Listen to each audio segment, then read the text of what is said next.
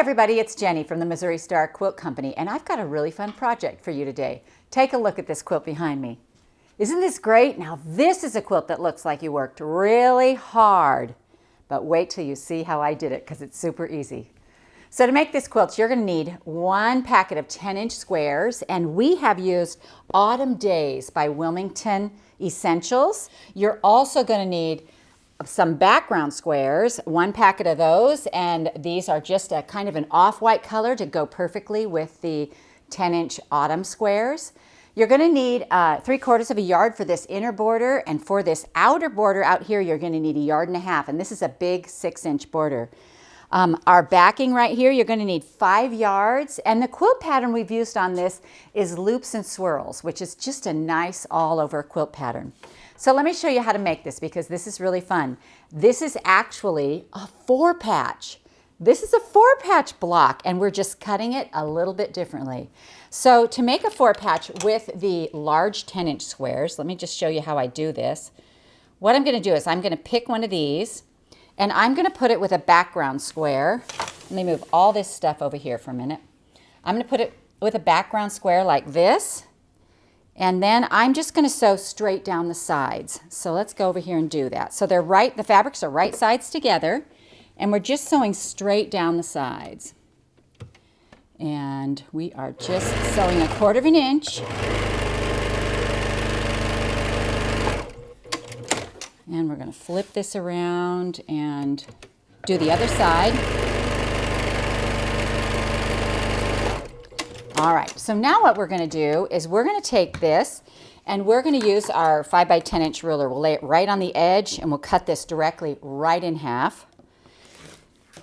And then we're going to press these open like this so that they are ironed to the dark side.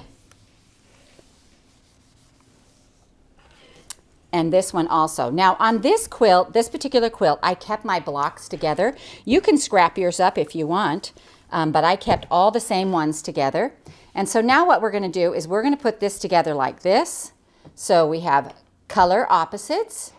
So once you've got these together, make sure these are nice and nested. You can feel that there's just no space in between, and then you can roll this up and peek right there and make sure that they're right together. And then these are the seams that you're going to sew where they cross the colors right here. So you're going to sew this side and this side. And so let's do that at the sewing machine.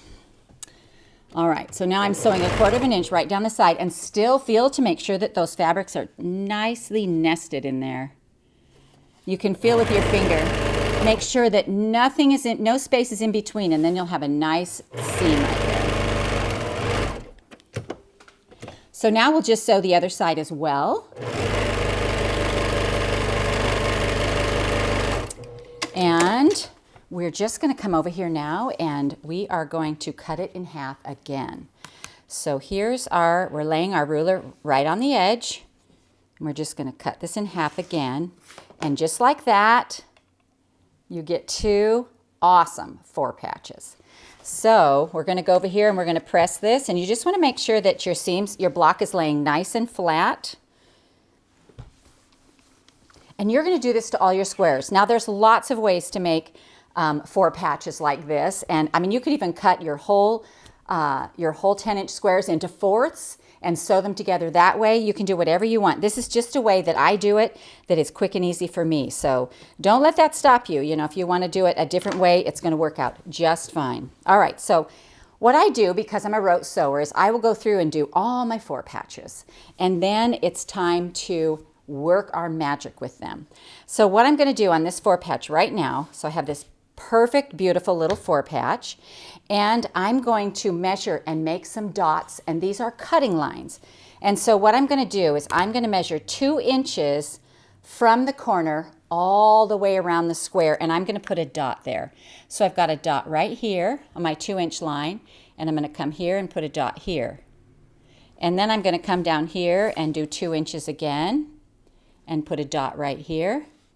And I want you to be careful because your dots can go through your fabric, and so it could dot up your mat a bit, but you can always slide a little piece of cardboard underneath there and then just make your little dot, and then you're for sure not going to mess with your mat underneath. I have to admit I do have a few dots on my personal mat. So let's go ahead now again, 2 inches from the edge and put a dot. And look right here, 2 inches and a dot. So now that we have all of our dots on here, we're going to start the cutting. And I'm going to take this ruler and I'm going to line it up and make the dots intersect just right through the middle. And we're going to make a cut this way. And then we're going to just keep your fabric right together. And we're going to move our ruler over here and make the next cut this way. And then we're going to take our ruler, stay together, and we're going to do it the opposite way on the opposite corners, lining our dots up.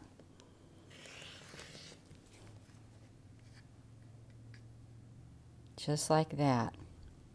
Now, because we're cutting diagonally this way and this way, I found that I didn't need a rotating mat, but you could surely use one if you needed to.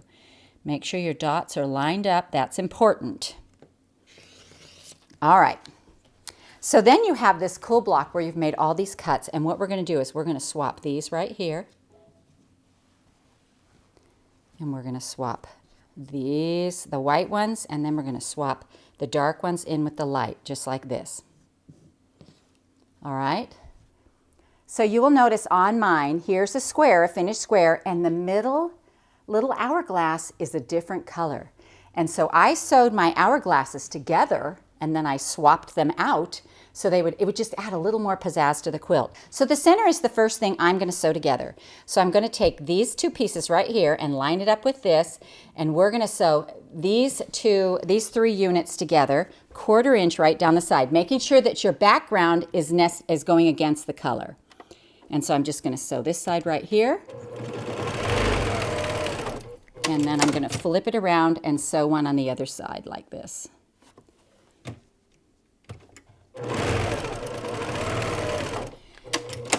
So when I sewed my blocks together, I often sewed 2 and I would swap those 2 out, or sometimes, you know, I'd make a little stack of them. This isn't a block that you want to leave all your pieces open and then sew. So I'm just going to set this one up here because we're going to use that in a different block, and I'm going to sew these pieces together. So these 2 pieces are going to go next to here, always remembering that your background goes against your color.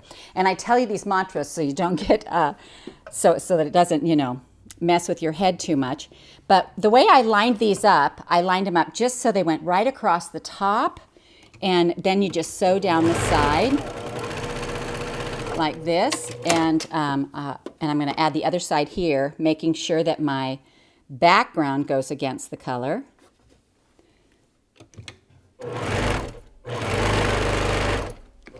And then we're going to press these.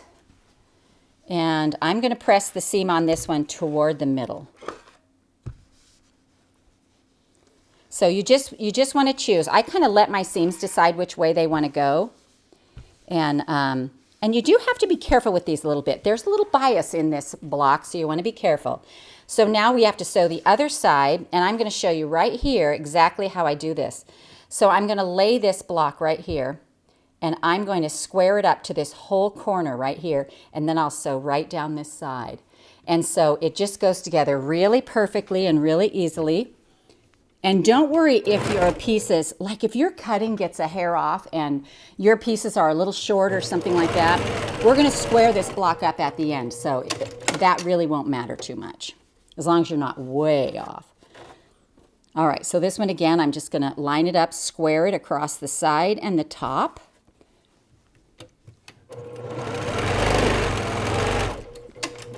All right, so then I'll do this to a few of the blocks, and make sure this goes in. There we go, and this one goes in. So I'll do this to a few of the blocks so that I have a center to swap out. Now over here I have a green center and a set of green blocks that are already done. So I'm going to go ahead and put this green center in this brown square. So basically now what we're going to do is we're going to lay these on here. These center seams right here need to match up. So that's what you want to pay attention to. And so I'm going to just lay this on here. So 1/4 inch right down the side, making sure that this seam and this seam are nested. So we're gonna 1/4 of an inch it right along the side. And I take a few stitches, I call those anchoring stitches, and then I make sure that my next 2 seams line up. And then I come down the other side. Now I found for me, as I was sewing these, I made a little nest and have my iron right next to where I'm sitting, because I found it easy to press these as I went rather than waiting till the whole block was done. All right, so now we're going to take this right here and we're going to do the same thing, just line it up and sew it right down the side. All right, make sure these are nesting. And we're still keeping our 1/4 of an inch. That lines up right along the side. And now we're going to press this out.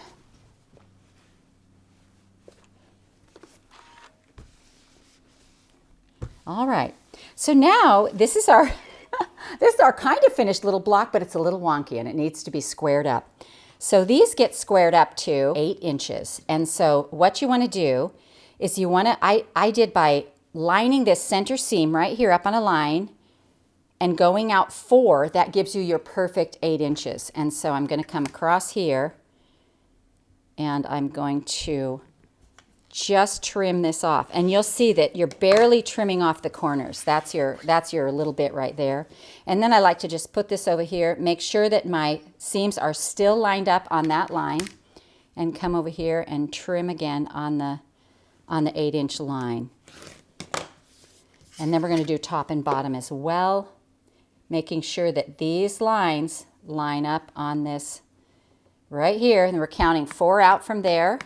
And we're putting our ruler down and cutting right on that line. So they're super easy to square up as long as you keep that center, this center seam right here on these lines right here. There we go. And one last side.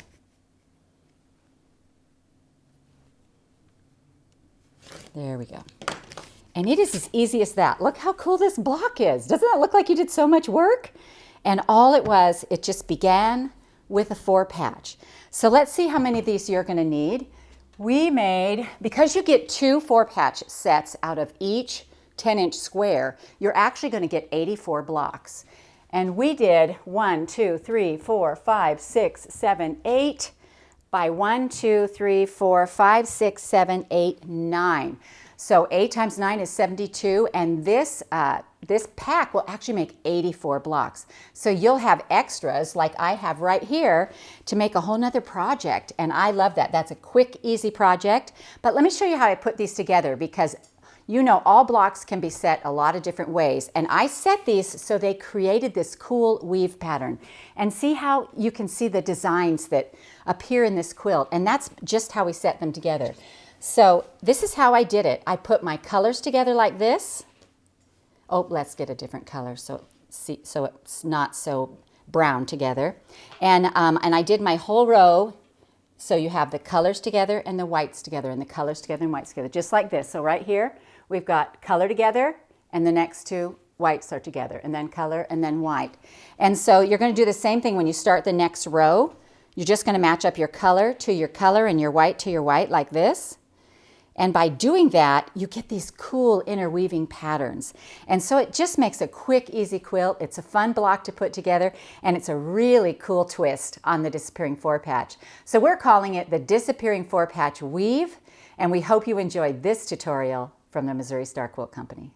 We hope you enjoyed watching this video. If you are not already part of the Missouri Star Quilt family, you can hit the subscribe button below so you won't miss a thing.